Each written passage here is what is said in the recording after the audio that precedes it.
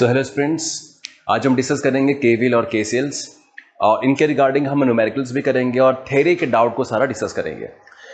First of all ये जो session है ये बेनिफिशियल किसके लिए है? इसमें जेईई के स्टूडेंट्स का भी सिलेबस कवर है, प्लस 12th क्लास के अंदर जो बच्चे पढ़ रहे हैं एंड फ्यूचर के अंदर वो एनडीए या नीट और जेईई को अगर देख रहे हैं तो उनके लिए सेशन होगा। हम इसके अंदर कुछ 45 मिनट तक डिस्कशन करेंगे केवीएल एंड केसीएल्स के ऊपर। तो आइए चैनल को लाइक करिए, सब्सक्राइब करिए और उसके बाद हम जितनी भी वीडियोस बनाएंगे ये सारी रिदम में रहेंगी चैप्टर वाइज। आइए देखते हैं। तो आपके पास एक है केवीएल और एक है केसीएल। ग्रेट साइंटिस्ट किरचॉफ के दो लॉ हैं। तो साइंटिस्ट का नाम है किरचॉफ, उनके नाम पे दो लॉ बनाए गए हैं और मोर इंपॉर्टेंटली दो ये लॉ जो है, एक लॉ है वोल्टेज वाला और एक लॉ है करंट वाला। दो तरह के लॉज हैं, करंट वाले ने वोल्टेज वाले। इसका मतलब ये कि अगर हम थोड़ा और इनके बारे में जानें तो पहली बात, जो किरचॉफ्स वोल्टेज लॉ है वो लूप में अप्लाई होता है, लूप अथवा मैश के अंदर अप्लाई होता है। ये जानकारी सबसे पहले होनी चाहिए कि केवीएल को अप्लाई कहां करते हैं। Where does it apply? It apply in loop or mesh, and further saying loop or mesh means a closed path where current flows। closed path के अंदर अप्लाई किया जाएगा इसको। On the other hand, if we speak about KCL, तो KCL जो law है वो obviously current law है, तो ये अप्लाई किया जाता है नोड के ऊपर। तो where does it apply? It apply eight node. Alright, अब मैश क्या होता है, नोड क्या होता है, इसकी जानकारी आपको रिदम वाइज सेशन में मिलती जाएगी, तो आपने तब तक का वेट करना है। Let's discuss KCL first. तो यहां डालता हूं मैं हेडिंग केसीएल। ये लॉ क्या है, इसकी फुल फॉर्म क्या है, पहले वही लिख लेते हैं। It is Kirchhoff's, KIRCHHOFF, Kirchhoff's current law. चलिए ये हुई इसकी डेफिनेशन, सॉरी फुल फॉर्म। आइए डेफिनेशन लिखते हैं, इसकी डेफिनेशन क्या है। तो इसकी डेफिनेशन क्या है? डेफिनेशन है दी algebraic sum of all the currents, the algebraic sum of all the currents meeting at a node। देखिए जिस नोड की मैंने बात की थी ना वहां पे कि नोड जरूरी है, वो नोड अब डेफिनेशन में यहां आ रहा है। Meeting at a node is always equals to zero, is always equals to zero। इस जीरो को आपने इसके अंदर हाईलाइट करना है कि जीरो होता है। और दूसरी बात जो आपने हाईलाइट करनी है वो नोड अलजेब्रिक सम।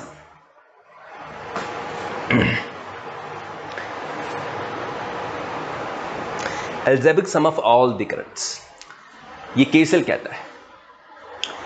अब पॉइंट यहां से क्या है कि ऑलवेज रिमेंबर, आप इसको साइड पे लिख सकते हैं बॉक्स में कि it applies only in DC circuits. जहां एक बैटरी होती है, ईएमएफ सोर्स होता है और एक क्लोज पाथ है या जो भी है, फिलहाल आप उसको छोड़ दीजिए। डीसी सर्किट्स में अप्लाई होता है। एसी सर्किट्स में वेक्टरिक सम होता है, अलजेब्रिक सम नहीं होता है। एसी सर्किट्स जो होते हैं, आई रिपीट, वहां पे वेक्टर सम होता है, विच मीन्स वहां पे क्वांटिटीज के बीच में फेज डिफरेंस होता है, तो उसको वेक्ट्रिकली ऐड करते हैं या सब्ट्रैक्ट करते हैं, और यहां पे अलजेब्रिक तो सिर्फ डीसी सर्किट्स में अप्लाइड है। यह नॉलेज की बात जो आपके नीट और जेईई में या कई और एग्जाम में पूछी जा चुकी है। This is the point. Electrical JEE भी फोकस करें। ऐसी बात नहीं है कि आप लोग ये समझें कि चीजें जो आती हैं वो आउट ऑफ द बॉक्स आती हैं। ये वही चीजें हैं जो आप पाएंगे कि 12th के अंदर जो आपका सिलेबस था वही आपका फंडामेंटल है, वही आपका बेसिक है, जिसके ऊपर सारे क्वेश्चंस बनते हैं आपके कंपटीशन के अंदर। तो ये डेफिनेशन है। लेट्स अंडरस्टैंड दिस, ये क्या कह रहा है। अलजेब्रिक सम का मतलब क्या होता है। फर्स्ट ऑफ ऑल देखिए, एक नोड बना लीजिए, जैसे ये नोड है। नोड इलेक्ट्रिकल सर्किट में वो पॉइंट है जो करंट के मीटिंग का जंक्शन होता है। फॉर एग्जाम्पल जैसे कि एक तार यहाँ है, एक तार यहाँ है, एक तार यहाँ है, एक तार यहाँ, एक तार यहाँ, मान लीजिए। तो जो इनका जॉइंट है, जहां इनको बांध दिया गया है, हम उसको बोलते हैं नोड। तो इनको कहां बांध दिया गया है, यहां, व्हिच मींस इस पॉइंट पे ये इंटर कनेक्टेड है। ये इस पॉइंट पे जो है वो इंटर कनेक्टेड है। ये है नोड आपका, this is the node. Inter connected होने का मतलब क्या होता है कि जो करंट यहां से आया, मान लो ये I1 है, सपोज एक करंट यहां से भी आया है, ये I2 है, एक करंट यहां से गया है, मान लीजिए नोड को लीव किया है, ये I3 है, ये सपोज I4 है, और ये सपोज I5 है। तो आप देख पा रहे हैं कि कुछ करंट्स नोड की तरफ आ रहे हैं, कुछ करंट नोड से जा रहे हैं। Some currents are leaving node, some currents are entering at the node. Algebraic sum का मतलब है कि नॉर्मली जो आप एल्जेब्रा में करते हैं कि 2 + 2 जो है वो 4 होता है। कौन बोलता है, एल्जेब्रा। 5 + 5 कितना होता है, 10, ये कौन बोलता है, एल्जेब्रा। तो मैं इसकी बात कर रहा हूं। तो आपने छोटी क्लासेस के अंदर सीखा होगा कि 5 + 5 - 4 होता है 6। ये क्या है, ये एल्जेब्रा है जो आपने सीखा है छोटी क्लासेस के अंदर। तो एल्जेब्रिक सम करना आपने इसके अंदर। तो एल्जेब्रिक सम करने का मतलब क्या है वो जानिए। एल्जेब्रिक सम मतलब सबको ले आओ।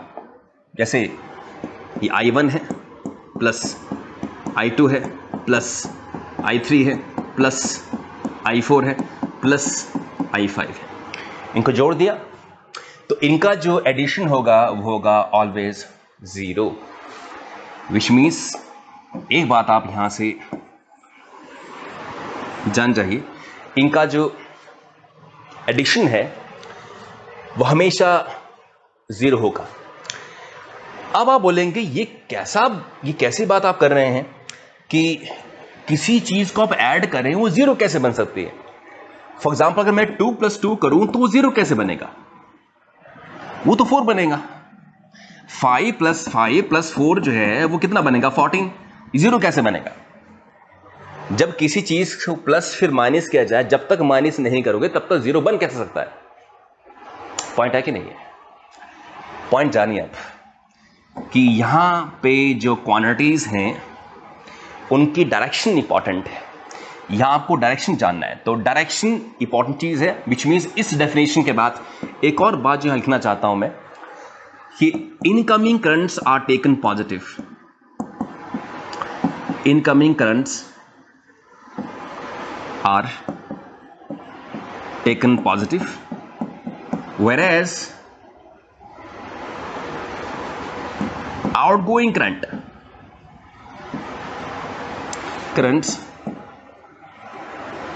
are taken negative. Outgoing currents are taken negative. जो इनकमिंग करंट्स हैं वो लेंगे पॉजिटिव, जो आउटगोइंग है वो लेंगे हम लोग इसमें नेगेटिव। आप इनकमिंग का मतलब क्या होता है, ऐसे करंट्स जो नोड की ओर आ रहे हैं। फॉर एग्जाम्पल नोड की तरफ कौन कौन आ रहे हैं, I1 और I2। नोड से जा कौन रहा है, I3 और I4 और I5, which means I1 and I2 these are incoming currents, because वो जो करंट है नोड की ओर आ रहा है। And I3, I4, I5 these are outgoing currents. Alright, इसका मतलब क्या हुआ कि हमें इनकी डायरेक्शन भी यहां इंपॉर्टेंट होगी।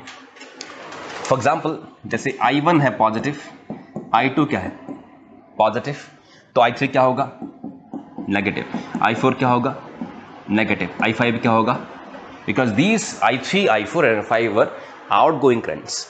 तो ये होगा फिर यहां पे 0।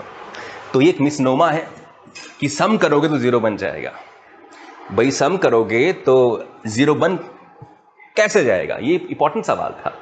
तो ये I1 plus I2 minus I3 minus I4 minus I5। In short कहा जाए, अगर मैं I1 प्लस I2 यहां रखूं और माइनस वालों को सब परे ले जाऊं तो I3 प्लस I4 प्लस क्या है आपके पास I5। Alright, it shows what, इसको मैं एक बॉक्स में डालना चाहूंगा एक डिफरेंट पेन के साथ। जैसे मैं पेन चेंज कर रहा हूं, आपको पेन चेंज करना चाहिए। अगर आप अच्छी फिजिक्स पढ़ना चाहते हैं, आपके पास 5 पेन होने चाहिए नोट्स बनाते हुए। ऑनलाइन स्टूडेंट्स हमारे भी फॉलो करें इन चीज़ों को, तो ही फिजिक्स पढ़ने का फायदा, नहीं तो बाद में आप भूल जाएंगे कि किसकी साइन कहाँ है, किसका पॉइंट कहाँ पे है, भूल जाएंगे। तो देखिए अब ये जो आपके पास है, these are incoming currents, these are incoming currents and these are outgoing currents।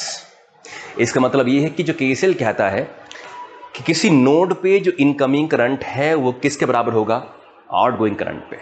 तो एक मैं इनकी डेफिनेशन और लिखवाना चाहूंगा आपको, जो डेफिनेशन है अपने केसीएल की, किरचॉफ्स बाबा की जो डेफिनेशन है एक और है। इन्होंने क्या इंफॉर्मेशन दी है कि इनकी इंफॉर्मेशन है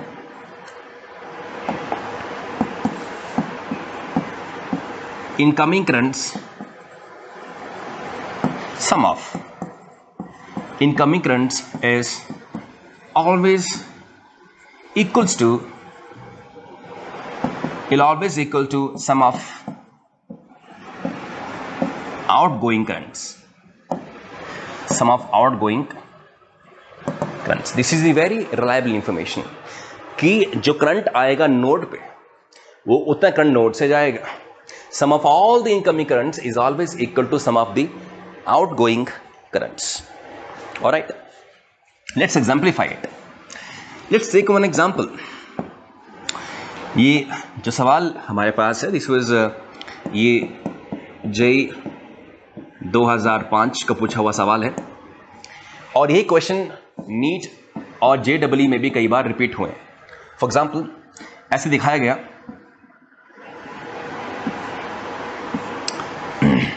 इस तरह से। तो आप खुद जानते हैं कि नोड कहाँ है, ये नोड है जहां पर ये तारों का आपस में जोड़ दिए गए हैं। ये तारे हैं, वायर्स हैं। एक करंट यहां आया,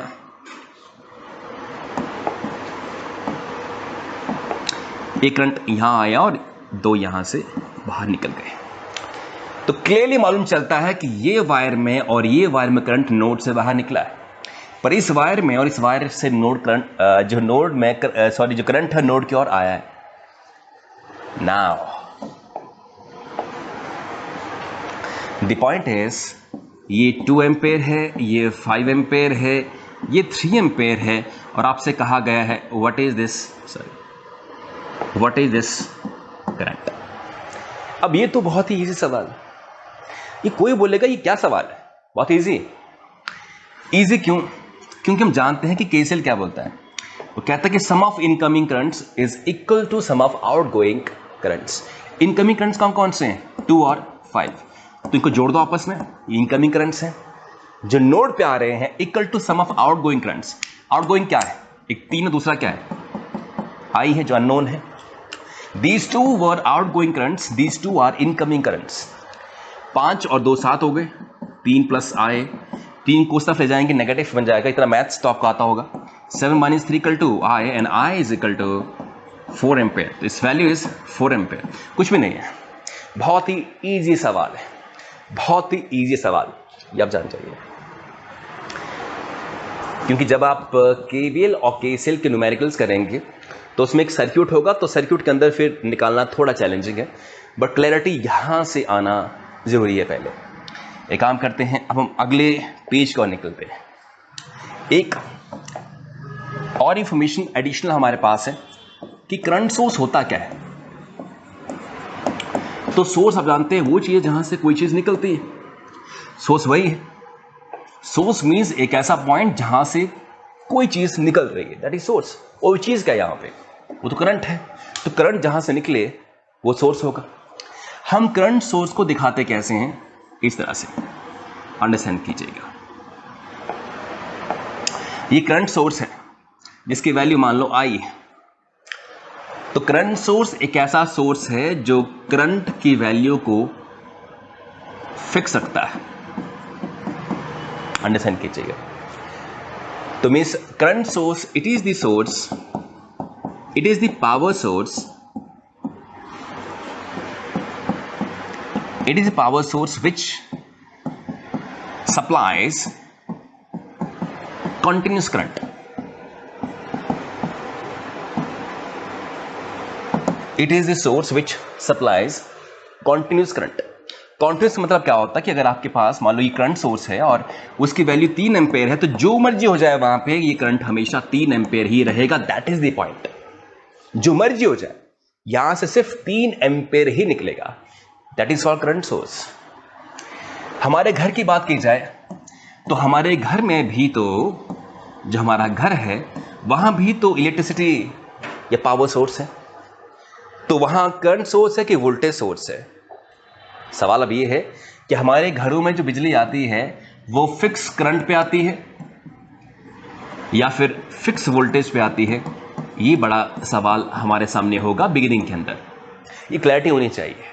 जिस शू में हम प्लग डालते हैं वो जो सोर्स है वो सोर्स वोल्टेज सोर्स है कि करंट सोर्स है? अगर करंट सोर्स हो तो करंट फिक्स होगा, अगर वोल्टेज सोर्स हो तो वोल्टेज क्या होगी? फिक्स। हमारे घरों में जो बिजली आती है फ्रेंड्स, ये जो बिजली है ये 230 वोल्ट पे आती है। इसका मतलब ये है कि एक फिक्स वोल्टेज पे आती है। तो यहीं से कंफर्म होता है घरों में आने वाली बिजली जो है वो फिक्स वोल्टेज पे, विच मीन्स वो एक वोल्टेज सोर्स है ना कि करंट सोर्स है। और प्रैक्टिकली सारे वोल्टेज सोर्स होते हैं, करंट सोर्स प्रैक्टिकली ऑब्जर्व नहीं किया जाता है। तो घरों में आने वाली जो बिजली है वो 230 वोल्ट पे आती है, विच मीन्स वो एक फिक्स वोल्टेज पे आती है। तो क्या हुआ फिर? वो वोल्टेज सोर्स। करंट सोर्स यदि होता तो फिक्स क्या आता है? यहां से करंट ना कि वोल्टेज मिलती है। ये यहां से एक बात है। अब यहां पे हमने एक सवाल करना है और फिर आगे बढ़ना है। फॉर एग्जाम्पल एक असेसमेंट लेते हैं।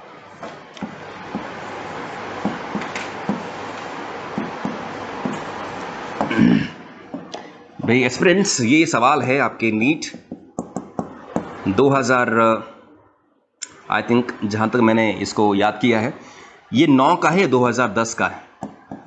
उसके बाद ऐसा क्वेश्चन आया नहीं है, पर हम पढ़ेंगे जरूर इसको। ये है 2 एम्पेयर और ये है 3 एम्पेयर और आपसे पूछा गया है एस्पिरेंट्स कि यहां करंट कितना होगा। ऑप्शन कुछ ऐसे थी। Option A 2 ampere, option B 3 ampere, option C 5 ampere and option D none.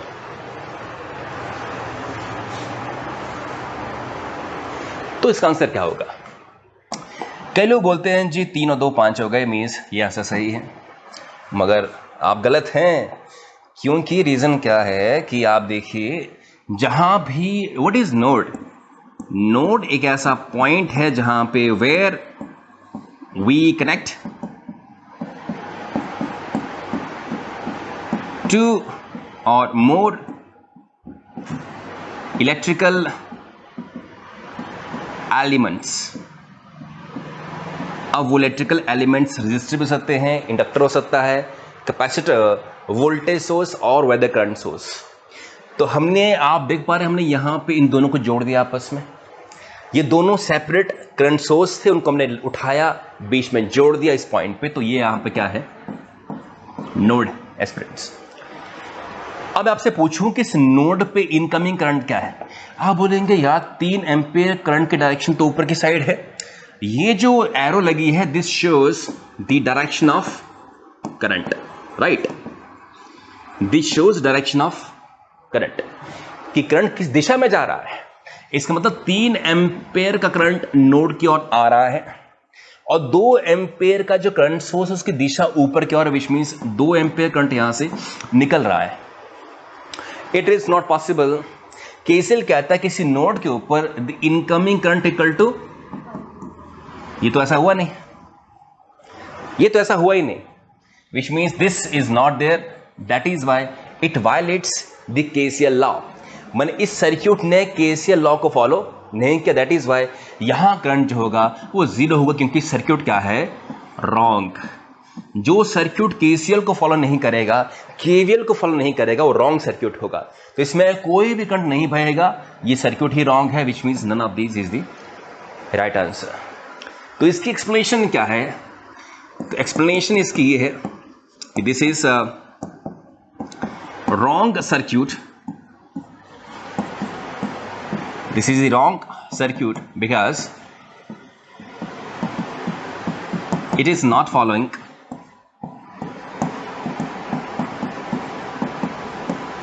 KCL law, and that is what it is. ये KCL लॉ को फॉलो नहीं करता, it is not following the KCL law. और मैंने पहले बोल दिया कि कोई ऐसा सर्किट जो KVL और KCL को फॉलो नहीं करेगा, that circuit will be false circuit. तो यहां करंट होगा जीरो, क्योंकि सर्किट ही फॉल्स है, कनेक्शन ऐसे होंगे ही नहीं। दिस इज द पॉइंट जो आपको जानना है। दूसरी बात, एक और क्वेश्चन, फॉर एग्जाम्पल अब दो हमारे पास अगेन करंट सोर्स है, ये 2 एम्पेयर है और ये भी 2 एम्पेयर है। अब कोई आपसे पूछे कि भाई इधर करंट आपके पास क्या होने वाला है, ये आपका है नोड, तो आपसे पूछिए यहां करंट क्या होगा। तो क्या ये, पहली बात आपने मेंटली चेक करना कि क्या ये केसीएल लॉ को फॉलो कर रहा है, इज इट फॉलोइंग।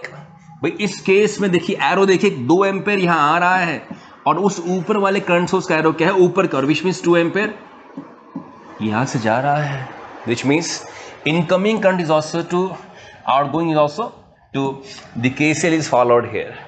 केसीएल यहां पे फॉलो किया जा रहा है, जो केसीएल लॉ है वो यहां पे फॉलो किया जा रहा है, ये बहुत साफ बात है, विच मीन्स ये सर्किट राइट है। तो इसमें करंट क्या होगा,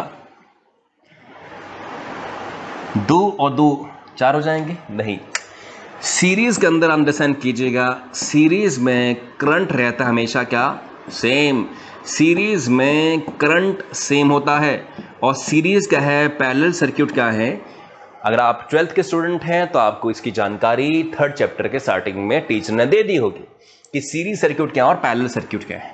आपको बता दूं, सीरीज सर्किट मतलब क्या होता है कि जब आप एक डिवाइस को ऐसे और दूसरे डिवाइस को ऐसे लगा दें तो ये सीरीज में, अर्थात एक रजिस्टर है, मान लीजिए इसका पॉइंट ए है, इसका पॉइंट ये बी, एक और रजिस्टर है, इसका पॉइंट ए, इसका पॉइंट सी, इसका पॉइंट ए डी। जब इनको आप ऐसे जोड़ देते हो आपस में एक वायर से, अर्थात starting point and point, starting point and point, वैसे यहां कोई स्टार्टिंग एंड नहीं होता।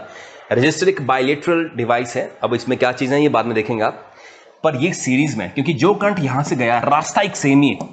अगर एक पानी यहां से जाए, सपोज करिए इस रास्ते, तो रास्ता जब सेम है तो करंट भी क्या होगा, सेम होगा। तो अगर यहां पे 2 एम्पेयर तो यहां भी क्या होगा, 2 एम्पेयर। यहां देखिए आप, जब रास्ता सेम ही है तो अगर यहां 2 है तो यहां भी 2 होगा, यहां भी 2 होगा, यहां भी 2 होगा, यहां भी 2, यहां भी 2, अगर रास्ता सेम है तो that is why it is 2 ampere. ज्यादा बच्चे लिखते हैं इसको 4 एम्पेयर हो जाएगा, अरे भाई ऐसा नहीं होता, सीरीज में करंट क्या रहता है, सेम। तो यहां से एक ऑब्जर्वेशन क्या आती है, the observation that I am getting from here is, observations क्या है, मेरी ऑब्जर्वेशन यहां से ये है कि सीरीज में अगर आपने करंट सोर्स लगाया तो कंडीशन क्या है, their value must be same। तो मीन्स सीरीज में इफ लिखते हैं, अंग्रेजी में लिखते हैं, if we connect current sources in series, then the condition is, they must have identical value. They must have identical value, which means उनकी value सबकी सेम होनी चाहिए। आप डिफरेंट वैल्यू के करंट सोर्स को सीरीज में लगा नहीं सकते हैं, आप डिफरेंट वैल्यू के करंट सोर्स को सीरीज में नहीं लगा सकते हैं। अर्थात अगर मान लो यहां है एक करंट सोर्स यहाँ है दूसरा और यहाँ है तीसरा। अगर आपसे पूछूं मैं कि तीनों करंट सोर्स सीरीज में है क्या, हाँ सीरीज में है। मान लो ये 3 एम्पेयर है, ये भी 3 एम्पेयर है और ये 4 एम्पेयर है, क्या ये सर्किट सही है? ये सर्किट गलत है, क्योंकि सीरीज में आप देखेंगे करंट क्या रहता है, सेम। तो यहाँ 3 है, यहाँ 3, यहाँ 4 कैसे आ सकता है? यहाँ भी क्या होना चाहिए, 3। तो 3 एम्पेयर का करंट सोर्स होगा, तो ये विच मीन सीरीज में आप कितने मर्जी करंट सोर्स ऐड करते जाइए। एक और कर दीजिए ऐड, एक और कर दीजिए, बस 3 एम्पेयर वाले होने चाहिए, तो करंट क्या रहेगा, 3 एम्पेयर ही रहेगा। तो सीरीज में अगर आप करंट सोर्स से वैल्यू के ऐड करते जाते हैं, मे बी 1000 लगा दो, तब भी करंट क्या रहेगा, सेम। कंडीशन क्या है, सारे आइडेंटिकल होने चाहिए। अगर 3 नहीं, ये 13 वाले हों, तो करंट क्या होगा इसमें, 13 ampere. Whether it is 1 source with 2 source और 3 सोर्स और 10 सोर्स और 1000 सोर्सेस, डजंट मैटर। सीरीज में करंट क्या रहता है, सेम। जो करंट यहां होगा वो करंट यहीं होगा, वो करंट यहां भी होगा, वो सेम करंट होगा, very good. But now parallel की बात कर लेते हैं। पैरेलल में क्या होता है, तो पैरेलल में सपोज करिए कि एक करंट सोर्स इधर है और एक करंट सोर्स मान लीजिए यहां है। जस्ट इमेजिन, ये है 3 एम्पेयर और ये है 2 एम्पेयर। नोड कहाँ होगा जी, यहां जाके, क्योंकि यहां 3 पॉइंट मिल रहे हैं, 3 पॉइंट यहां मिल रहे हैं। 2 करंट सोर्स को यहां जोड़ा गया और फिर कोई आगे जा रहा है इस तरह से। तो 3 एम्पेयर ये इनकमिंग है क्या नोड पे, यस इनकमिंग है। 2 एम्पेयर क्या इनकमिंग है, यस इनकमिंग है। तो आउटगोइंग जो हमसे पूछा गया है, जो करंट है वो क्या होगा, हम जानते हैं outgoing current equal to sum of incoming currents. Incoming currents क्या हैं, 3 + 2 विच मीन्स, तो इस तरह से हम निकाल सकते हैं। तो अगर पैरेलल में करंट सोर्स ऐड किए जाएं तो नेट करंट उनका एडिशन होता है। In parallel if we add the current sources then the net current is actually addition of these currents. अगर मान लो मैं थोड़ा सा इसमें चेंज कर दूं, सपोज करिए इसमें थोड़ा मैं चेंज कर दूं, इसको मैं उल्टा लगा दूं, यहां पे वैल्यू सब सेम, ये 2 एम्पेयर। अब ये 2 एम्पेयर इनकमिंग नहीं है, ये नोड से नीचे की ओर जा रहा है, which means it is leaving the node. तो अब इनकमिंग करंट क्या है, ओनली 3। आउटगोइंग क्या है, ये आई भी जा रहा है बाहर की ओर और 2 भी इसको छोड़ के जा रहा है। तो इस केस में इनकमिंग करंट, सॉरी, ये जो अननोन करंट है आपके पास क्या होगा, 3 - 2 विच मीन्स व्हाट, 1 एम्पेयर। 2 को मैं वहां ले जाऊंगा, माइनस बन जाएगा, 3 - 2 विच मीन्स 1 एम्पेयर। तो कोई डाउट तो नहीं इसमें।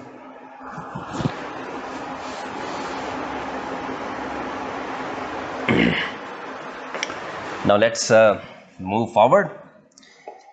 Next is our favorite second law, that is Kirchhoff's voltage law. तो सेकंड जो लॉ है वो है Kirchhoff's voltage law। यहां मेश इंपॉर्टेंट है, हम उसकी बात भी करेंगे। बट ये लॉ बोलता क्या है, व्हाट इट सेज, इसकी डेफिनेशन क्या है। Let's learn it's definition. It says that sum of all voltages in a loop or mesh is always equal to 0। तो पिछले केस में जहां नोड था, इस केस में वहां क्या है, यहां क्या है, लूप और मेश, दोनों सेम ही चीजें होती है ऑलमोस्ट, बट बाद में इसके बारे में जानेंगे। थोड़ा डिफरेंस इनके बीच में जरूर है, वो दोनों ही क्लोज पाथ को रेफरेंस देते हैं और 0 हो जाएगी। Understand it. क्लोज पाथ का मतलब क्या है, मान लो रेजिस्टेंस यहां है आपका वोल्टेज सोर्स, एक रेजिस्टेंस यहां है और एक तरह से। अब कोई कहे कि ये क्या बना दिया आपने, तो मैं कहूंगा मैं एक लूप बना दिया है। लूप मतलब जिसमें करंट जो है वो फ्लो कर सकता है, क्लोज पाथ। लूप और मैश मतलब क्लोज पाथ, सीधी सी बात है। जब आप लोग स्कूल जाते हैं, ये आपका स्कूल है, मान लीजिए मेरी ड्राइंग अच्छी नहीं है तो स्कूल और मैं घर को सेम ही बनाऊंगा। तो ये स्कूल है और घर है। आप लोग भी क्लोज लूप बनाते हैं। आप घर से जब स्कूल आते हैं, वापस स्कूल से फिर घर जाते हैं ना, this is also called what, close path. तो करंट भी क्लोज पाथ फॉलो करता है। मीन्स करंट जहां गया है वहां से उसको वापस आना पड़ेगा, जहां से निकला वहां से उसको वापस आना पड़ता है। जैसे ये वोल्टेज सोर्स है, this is the voltage source, upper plus lower negative. ये हमारे पास वोल्टेज सोर्स है।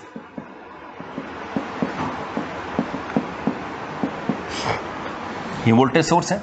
सपोज इसको मैं V क्या देता हूं, और आपके पास ये है R1, या आपके पास R2 है, और ये आपके पास है वो R3, R1, R2 and R3। जो लूप करंट है वो I इज व्हाट है, इट इज लूप करंट। जो I है वो है लूप करंट। तो अब आप करेंगे क्या, इसने बोला क्या, अगर ये लूप में करंट I फ्लो कर रहा है तो ये यहां से होता हुआ, यहां से होता हुआ, यहां से होता हुआ करंट, इस लूप में करंट I है। जब करंट यहां जाएगा तो यहां वोल्टेज ड्रॉप बजेगा, सपोज V1। अगर करंट R2 में घुसेगा तो यहां वोल्टेज ड्रॉप बजेगा V2, और यहां बजेगा, एक काम करते हैं, पहले मैं पोलैरिटी नहीं लिखूंगा, इसकी पोलैरिटी समझा के लिखवाता हूं, V2। पॉइंट अब क्या है, जब भी किसी रेजिस्टर में करंट जाता है तो ओम्स लॉ कहता है कि यहां वोल्टेज ड्रॉप होगी, जो जिसकी वैल्यू होती है V equal to I into R। Voltage का ड्रॉप बजेगा, वहां पे वोल्टेज कंज्यूम की जाएगी, वोल्टेज सिंक होगी। तो वोल्टेज ड्रॉप को समझिए आप। वोल्टेज सोर्स मींस वोल्टेज दी गई है, voltage sink, voltage drop means voltage consume की गई है। तो यहां से वोल्टेज जाएगी, वहां वोल्टेज कंज्यूम की जाएगी। यहां V1 है, यहां V2 है, यहां V3 है। तो अगर वोल्टेज कंज्यूम की जाती है तो हमेशा उसके प्लस पे करंट आता है। ये बात जान जाइए, जहां वोल्टेज ड्रॉप बचता है ना, उसके प्लस पे हमेशा करंट आता है, और जो वोल्टेज सोर्स होता है उसके प्लस से हमेशा करंट निकलता है। वोल्टेज सोर्स के प्लस से करंट हमेशा निकलेगा, और जो वोल्टेज खाते हैं, कंज्यूम करते हैं, जैसे रेजिस्टर है, इसके प्लस पे करंट एंटर करता है। तो आप देखिए यहां भी करंट एंटर कहां, किस पॉइंट पे, यहां प्लस होगा, यहां माइनस होगा। यहां करंट एंटर कहां किया, इधर किया, ये प्लस होगा, ये माइनस होगा। तो वोल्टेज सोर्स के प्लस से करंट निकलेगा, वोल्टेज जो ड्रॉप मारते हैं उनके प्लस पे करंट एंटर करता है, सीधी सी बात है। तो करंट की डायरेक्शन शो करेगी कि प्लस कहां होगा और माइनस कहां होगा। अगर मैं इसके डायरेक्शन उल्टी ले लूं तो फिर जहां प्लस है वहां माइनस हो जाएगा, उल्टा बन जाएगा सारा ये का। तो क्या बोलता है, देखिए, algebraic sum of all the voltages in a loop is always equal to 0। अब मान लीजिए मैंने बिगिनिंग करनी है इस यहां से, ये मैं हूं मान लीजिए, तो यहां से मैंने चलना स्टार्ट किया, मेरा सर पहले किससे टकराएगा, माइनस से कि प्लस से, माइनस से। मेरा यहां चलते चलते टक टक टक मेरा सर पहले कहां टकराएगा, माइनस से, प्लस तो बाद है, तो मैं लिखूंगा इसको माइनस का V। फिर यहां से निकल गया मैं, यहां पहुंचते पहुंचते पहले मेरा सर टकराएगा किससे, प्लस से कि माइनस से। जब मैं R1 के अंदर घुसूंगा तो मेरा सर पहले किससे टकराएगा, प्लस से, विच मीन्स प्लस V1। उसके बाद जब यहां पहुंचूंगा तो R2 रजिस्टर में, तो मेरा सर पहले किससे टकराएगा, प्लस से, मैं प्लस V2, और यहां आते आते plus V3 equal to what, 0। इसका मतलब ये हुआ कि अगर हम V को यहाँ ले जाएं तो V1 plus V2 plus V3 equal to what, V। और आपको बता दूं ये होते हैं वोल्टेज ड्रॉप,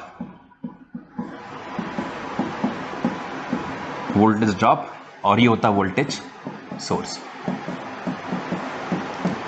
तो वोल्टेज सोर्स और वोल्टेज ड्रॉप, कुछ बात आप समझे हैं? कोई दिक्कत नहीं है, सप्लीमेंट्री लेक्चर आते रहेंगे। मैं इतने क्वेश्चन डिस्कस करूंगा इस YouTube चैनल के अंदर कि ये बातें कई बार आपको सुनने को मिलेंगी। तो फिर पहली बार तो आप 30% 40% गेन कर पाते हैं, इसमें कोई शक नहीं है। रिपीट पे रिपीट, बार बार सुन के ही आप चीजें अंडरस्टैंड कर पाओगे। Nothing to worry about it. ये अगर मैं एक सर्किट यहां बना दूं, सपोज कर लीजिए, एग्जांपल ले लेते हैं। सपोज यहां वोल्टेज है जी 20 वोल्ट, ये रेजिस्टेंस है 2 ओम की, और ये भी है रेजिस्टेंस 2 ओम की। तो अब यहां जो करंट फ्लो कर रहा है, अगर हमें जानना हो कि VL का पर्पस क्या है, एक अननोन करंट को फाइंड करना, और KCL का पर्पस है एक अननोन वोल्टेज को फाइंड करना। आप बोलेंगे ये क्या बात कर रहे हैं, जबकि KCL तो करंट वाला लॉ है और जो KVL है वो तो वोल्टेज वाला लॉ है। ये क्या कर रहे हैं आप? तो ये बात जान जाइए, KCL का इस्तेमाल करते हैं हम नोड के ऊपर अननोन वोल्टेज निकालने के लिए, पर करंट के तरीके से, कि incoming current equal to outgoing current, उस तरीके से। तो इससे हम अननोन वोल्टेज निकालते हैं। कई बार हमारे कॉम्पिटिटिव एग्जामिनेशन में आ चुका है, नीट JEE में, या हमारे JEE और इलेक्ट्रिकल के अंदर भी, कि जो KCL है उसका पर्पस क्या है, अननोन वोल्टेज फाइंड करना। किधर? नोड के ऊपर। सपोज आपके पास एक ऐसा रजिस्टर है, एक ऐसा है, और यहाँ ये नोड है। इस नोड पे वोल्टेज क्या है मालूम करना हो तो कौन सा लॉ लगेगा? KCL। और मान लो एक सर्किट ऐसा है, यहाँ वोल्टेज सोर्स है, यहाँ मालूम करना हो करंट कितना है इसके अंदर, तो आप लगाते हैं लॉ कौन सा? KVL। तो अगर आपने मैश के अंदर या एक लूप के अंदर मालूम करना है कि अननोन करंट है क्या, तो आप लगाते हैं कि VL लॉ। तो ये एक तरह का पैराडॉक्स है कि जो इनके नाम है इस्तेमाल बिल्कुल उससे उल्टा है। इनका नाम है किरचॉफ्स करंट लॉ, तो लोग ऐसा क्लिक कर देते हैं कि ये करंट फाइंड करने के लिए इस्तेमाल किया जाता है। यह आधा सत्य है। ये ज़रूर है कि करंट यहाँ से आ रहा हो 10 एम्पेयर का, यहाँ जा रहा हो 5 एम्पेयर का, तो स्वाभाविक है फिर यहाँ कितना जाएगा, क्योंकि incoming current equal to sum of outgoing currents. वो तो बात है ही। मगर किसी नोड की वोल्टेज मालूम करनी हो तो कैसे लगता है, किसी लूप के अंदर का करंट मालूम करना हो तो KVL अप्लाई किया जाता है। तो इस केस के अंदर देखते हैं क्या बनता है। तो आप क्या करेंगे इसके अंदर, आप मान लेंगे, जैसे मैंने कहा कि जहां करंट एंटर करता है वो लेते हैं हम लोग प्लस। तो यहां करंट एंटर कर रहा, हम लेंगे इसको प्लस। तो क्या होता है, यहां से चला मैं, सर मेरा टकराएगा पहले किससे? माइनस से। तो माइनस का 20 वोल्ट। फिर यहां 2 ओम रजिस्टर में जैसे मैं एंटर करूंगा तो मेरा सर पहले किससे टकराएगा? प्लस के साइन से। मैंने प्लस, अब इसको लिख देते हैं हम लोग, V1 लिखते हैं पहले, प्लस V1। अब प्लस यहां सर मेरा टकराएगा किससे? प्लस के प्लस आपके पास V2 इक्वल टू व्हाट? 0। अब V1 क्या है? अब जानते हैं कि ये जो ओम्स लॉ है क्या बोलता है कि voltage is always equal to current into resistance. तो व्हाट इज करंट? वो तो I माना हमने। रेजिस्टेंस कितनी है? 2। तो I into 2 which means 2I। और इधर what is V2? Again resistance कितनी है? 2। करंट क्या है? I। तो इट इज ऑल्सो 2I। तो इनकी वैल्यू आप प्लेस कर दीजिए। It is 2I plus it is 2I equal to what? 0। तो 20 को वहां ले जाइए आप। 2I plus 2I it is 4I equal to 20। What is I? 4 को नीचे लेके जाओ, इट इज एक्चुअली 5 एम्पेयर। तो हमने अननोन करंट जो लूप के अंदर था उसको मालूम कर लिया, वो 5 एम्पेयर का है। आई थिंक कोई दिक्कत, कोई समस्या यहाँ पे होने वाली नहीं है। अब लास्ट बट नॉट लीस्ट, जो KCL लॉ है वो किस प्रिंसिपल पे काम करता है? Law of conservation of charge. It works on law of conservation of charge. तो ये law of conservation of charge पे काम करता है. मतलब क्या चीज़ है ये? फॉर एग्जाम्पल ये नोड है और यहाँ करंट आ रहा है 2 एम्पेयर, यहाँ करंट आ रहा है मान लीजिए 1 एम्पेयर, तो यहाँ करंट भी कितना होगा? 1 एम्पेयर. ये क्या बोलता है कि नोड पे जितना करंट आए नोड से करंट सारा चला जाएगा. Incoming current equal to always outgoing current. तो मीन्स यहां कोई भी करंट स्टे नहीं करेगा. और करंट क्या होता है? Flow of charge means Q upon rate of change of charge, rate of flow of charge. तो charge per unit time is called current. तो असल में अगर कहीं करंट है तो वहां क्या फ्लो कर रहा है? चार्ज. करंट की डेफिनेशन क्या? It is the flow of charge through a wire और कंडक्टर इज कॉल्ड करंट. तो विच मीन्स कोई करंट यहां रहेगा नहीं. नोड पे करंट हमेशा क्या होगा? जीरो. मीन चार्ज वहां पे क्या होगा? जीरो. क्योंकि कोई भी जो नोड है उसके पास क्षमता नहीं है चार्ज को स्टोर करने की. जितना चार्ज आएगा उतना चार्ज वहां से जाएगा. हम क्या बोलेंगे इसको? Law of conservation of charge. Which means charge can not be created not be destroyed but it can be transferred from one point two the another point. तो हम चार्ज ना क्रिएट कर सकते हैं ना तो हम स्टोर कर सकते हैं. और मान लो अगर यहाँ 2 एम्पेयर है और यहाँ 1 एम्पेयर है और यहाँ सपोज कर लीजिए एक चेंज करते हैं. जैसे मान लीजिए यहाँ अगर 4 एम्पेयर हो तो 1 एम्पेयर यहाँ है. यहाँ कितना एम्पेयर होना चाहिए? 3 एम्पेयर. कोई कहे जी नहीं नहीं 3 एम्पेयर नहीं होगा यहाँ पे, यहाँ होगा 2 एम्पेयर. तो आपसे पूछेंगे जरूर लोग कि 4 एम्पेयर तो आया था, गया कितना? 3. तो 1 एम्पेयर कहाँ गया? इसका मतलब 1 एम्पेयर क्या नोड पे ही रुक गया? ये तो हो ही नहीं सकता है क्योंकि चार्ज ना क्रिएट होगा ना डिस्ट्रॉय होगा. तो विच मीन्स कि चार्ज यहां पे अगर रुक जाएगा विच मीन्स ये जो नोड है ये चार्ज को स्टोर कर रहा है. फिर ऐसा पॉसिबल ही नहीं है. चार्ज को कोई भी नोड स्टोर नहीं कर सकता है. ओनली चार्ज को स्टोर करते हैं capacitor. Capacitor can store the charge. पर नोड कोई भी चार्जिंग एलिमेंट नहीं है. नोड पे कोई भी चार्ज आया वहां से वो निकल के जाएगा. सीधी सी बात है. इसका law of conservation of charge. अगर ये फॉलो नहीं करे केसीएल को तो इसका मतलब क्या होगा? फिर यहाँ चार्ज इकट्ठा होता जा रहा है, इकट्ठा होता जा रहा है, एक समय पे यहाँ पे ब्लास्ट हो जाएगा जो पॉसिबल ही नहीं है. नोड में वो बात ही नहीं है. नोड सिंपली कनेक्शन है. ये कोई चार्जिंग डिवाइस नहीं है कि वहाँ चार्ज स्टोर हो जाएगा. ये बात है. और लॉ ऑफ जो किरचॉफ्स वोल्टेज लॉ है ये काम करता है किस लॉ पे? Law of conservation of energy. कि जितनी एनर्जी हमने यहाँ से सेंड की है सारी एनर्जी यहाँ कंज्यूम की जाएगी. जैसे हमने जो वोल्टेज दी यहाँ से, voltage supplied is actually voltage drop और वोल्टेज सिंक. तो वोल्टेज जो दी गई सारी वहाँ पे कंज्यूम की गई. ये लॉ ऑफ कंजर्वेशन ऑफ क्या है? एनर्जी. क्योंकि एक्चुअली यहाँ ये वोल्टेज है, यहाँ के पास क्या करंट, और सब में करंट क्या होता है? सेम होता है. यहाँ भी सेम होगा, यहाँ भी सेम किसी लूप के अंदर. तो वोल्टेज इंटू करंट क्या होता है? पावर. और आपने ये सर्क्यूट 2 घंटे के लिए चलाया है सपोज कर लीजिए. What is energy? Power Guna time. Time सबके लिए सेम है. जब टाइम सेम है, पावर सेम है, एनर्जी भी क्या होगी? फिर सेम होगी. तो जो एनर्जी यहां से भेजी गई सब एनर्जी यहां पे कंज्यूम जो है वो की गई है. Which means energy transferred is actually energy here consumed. Law of conservation of energy कहता है कि we can not create energy not destroy energy but it can transfer from one form to the other form. तो इस cell में जो energy थी वो chemical form के अंदर थी जो इलेक्ट्रिकल ऊर्जा के रूप में बाहर आई. फॉर एग्जाम्पल हमारे सेल में या हमारे फोन में जो बैटरी है वो एक वोल्टेज सोर्स है. क्या वो एक वोल्टेज सोर्स जो हमारे फोन को पावर सप्लाई करता है. उसकी वोल्टेज है 5 वोल्ट. तो वो सोर्स है. हमारे फोन में म्यूजिक, इंटरनेट ये सारा कंजप्शन करते हैं इलेक्ट्रिसिटी के. पॉइंट अब यहां से क्या है कि सोर्स से एनर्जी निकली तो यहां वहां एनर्जी कंज्यूम की गई है.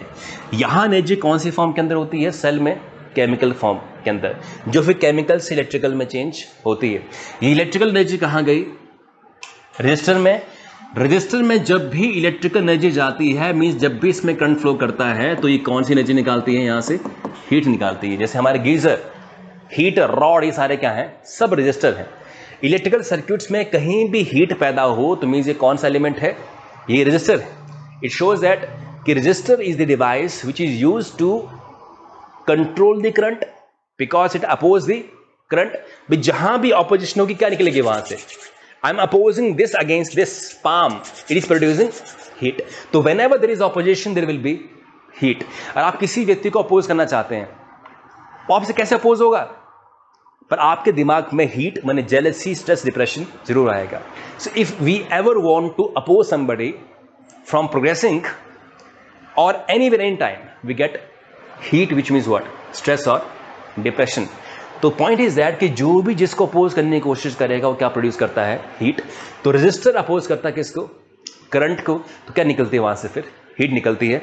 Which means geyser, rod, heater, these all are resistors.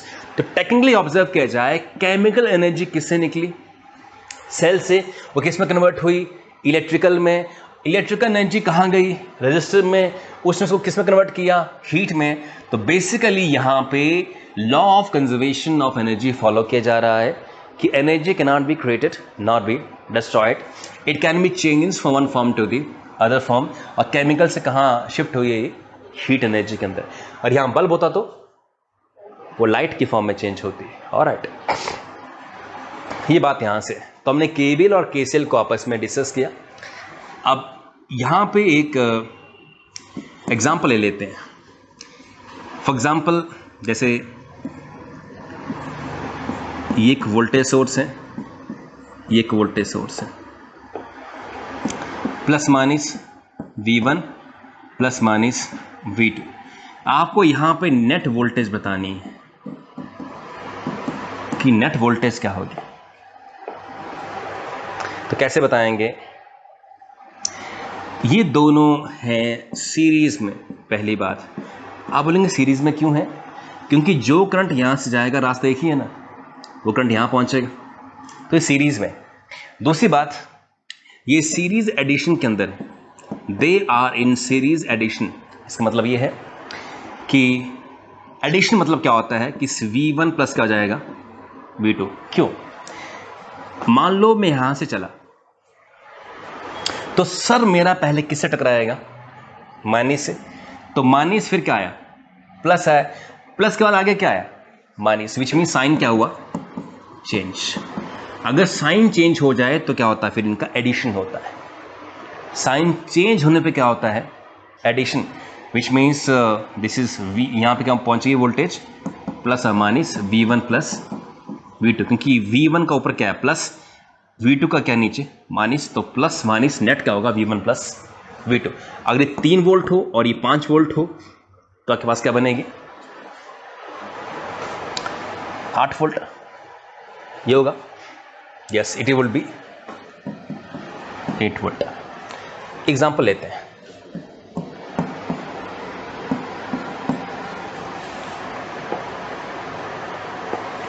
भाई ये है प्लस और ये माइनस, ये है 2 वोल्ट, प्लस और ये सॉरी प्लस नहीं है, माइनस और प्लस, प्लस ये है 3 वोल्ट। इस बार नेट वोल्टेज क्या होने वाली है,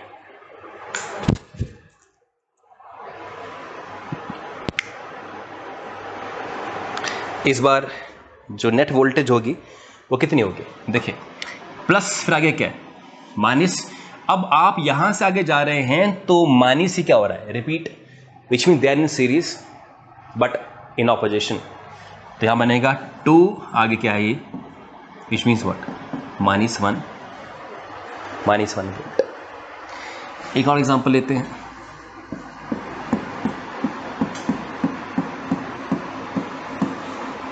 जो बड़ी प्लेट होती है वो प्लस की होती है, छोटी प्लेट माइनस की। बड़ी प्लेट प्लस की, छोटी माइनस की। ये छोटी है तो ये माइनस की, बड़ी प्लस की, माइनस की, बड़ी प्लस की।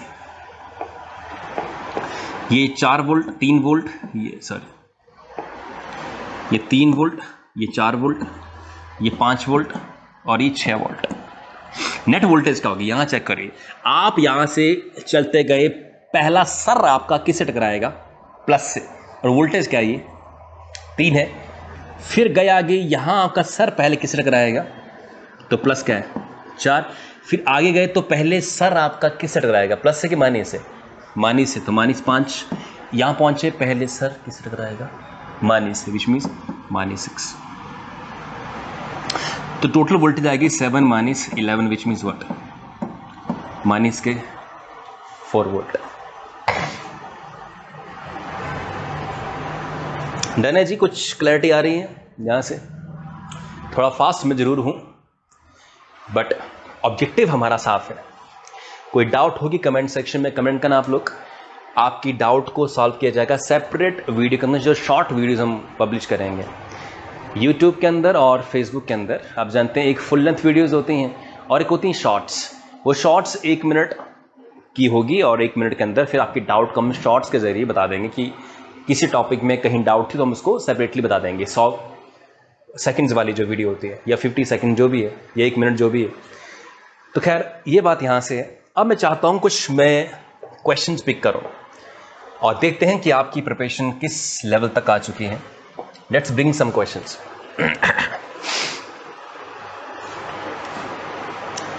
ये शिवाना IAS अकेडमी का जो है हमारा टेलीग्राम ग्रुप है, शिवाना IAS अकेडमी। रिसेंटली हमने इसको बनाया है तो आप इसको ज्वाइन कर सकते हैं। एंड एक सेकेंड, मैंने इसको कहाँ सेंड किया है मैं वो चेक कर लेता हूँ।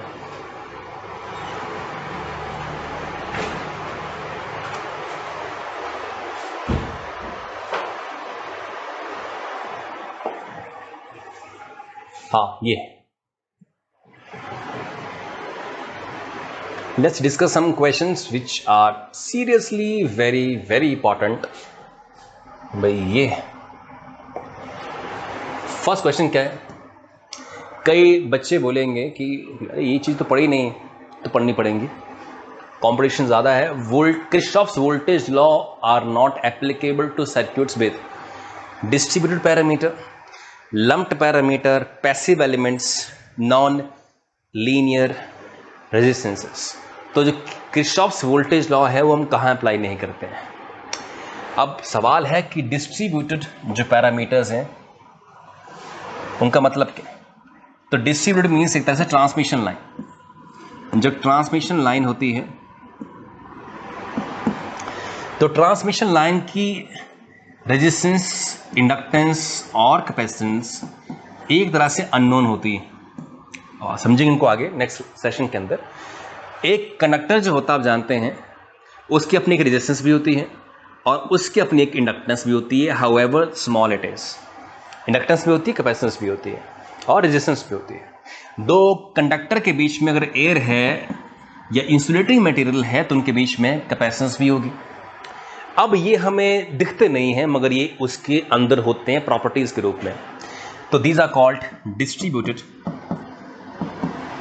पैरामीटर्स, क्योंकि आप ये जो रेजिस्टेंस है इसको आप छू नहीं सकते हैं। और किसी सर्किट के अंदर लगी है resistance, I can touch it. जैसे लम्प्ड पैरामीटर क्या होते हैं, ये सर्किट है, ये लम्प्ड है क्योंकि ये आपने लटका रखे हैं। लम्प्ड मींस लटकाए हुए, बांधे हुए। You can touch it, you can see it. This is the DC voltage oriented circuit, voltage source oriented, battery oriented circuit. पर ये ट्रांसमिशन लाइन की रेजिस्टेंस, इंडक्टेंस और कैपेसिटेंस नजर नहीं आती। This is called distributed parameters. और हम यहाँ पे किरचॉफ्स का चाहे वो KCL है या KVL अप्लाई नहीं कर सकते। तो ऑप्शन ए इसके अंदर जो है वो सही है कि कहाँ हम अप्लाई इसको नहीं कर सकते। अगला प्रश्न है कि algebraic sum of voltage in any close path of network is equal to 0। क्योंकि KVL कहता है कि algebraic sum of all the voltage is always equal to 0। ये दूसरा क्वेश्चन था, बहुत इजी। तीसरा क्वेश्चन है कि which network analysis states that algebraic sum of voltage in a close loop is 0। तो Cramer method, nodal method of analysis, loop current method of analysis या current source in loop current method of analysis. और जो बच्चा खाली Kirchhoff's KVL KCL पढ़ा है उसको मालूम नहीं चलेगा भाई क्या बातें बोल रहे हैं। तो मैंने पहले से कहा था कि जो किरचॉफ्स करंट लॉ है, KCL है, ये नोडल एनालिसिस, नोडल क्योंकि यहाँ पे नोड पे एनालाइज किया जाता है। और जो KVL है, जो KVL है that is this is loop analysis और मैश एनालिसिस। तो लूप के अंदर वही बात है, लूप में जो करंट फ्लो करता है means loop current method of analysis. तो इसके अंदर एनालिसिस जो किया जाता है वो लूप करंट के बेसिस पे किया जाता है, which means option C is correct. Kirchhoff's voltage law is concerned with IR drop. IR means current into resistance, which means what? Voltage.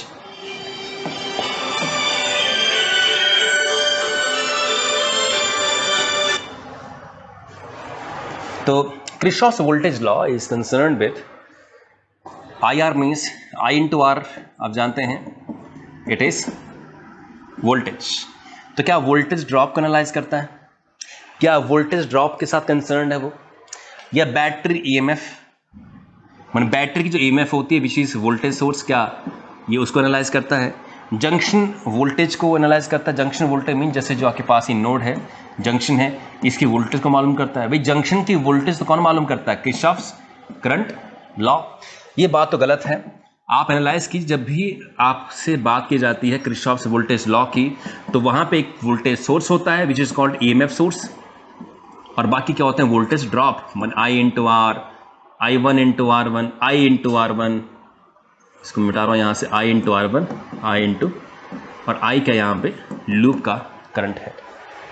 तो it is concern with voltage drop in resistors and voltage source और EMF, which means both option A and B are right in this case. Kirchhoff's first and second law are respectively based on conservation of Kirchhoff's current law is first law, Kirchhoff's voltage law is second law, Kirchhoff's first law is actually KCL law and second law is KVL law। तो first law जो है वो conservation of क्या है? Charge. Second conservation of energy. हमने recently इसको discuss किया था।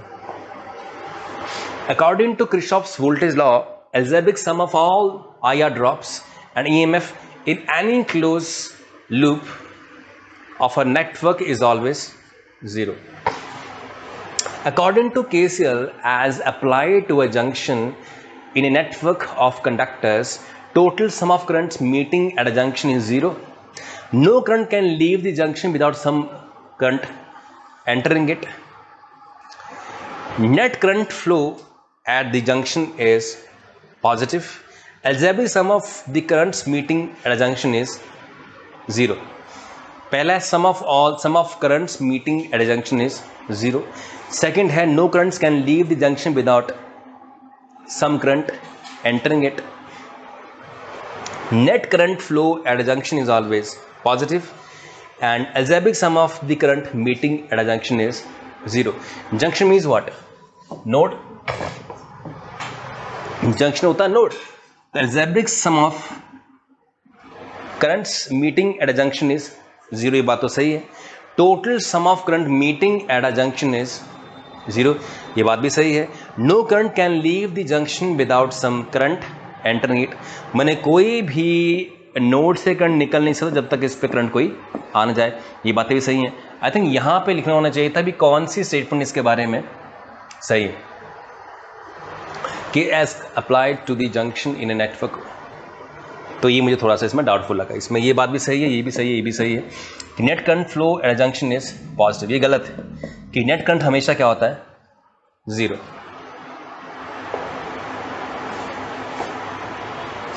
According to KCL, as applied to a junction in a network of conductors, total sum of current meeting at a junction is 0.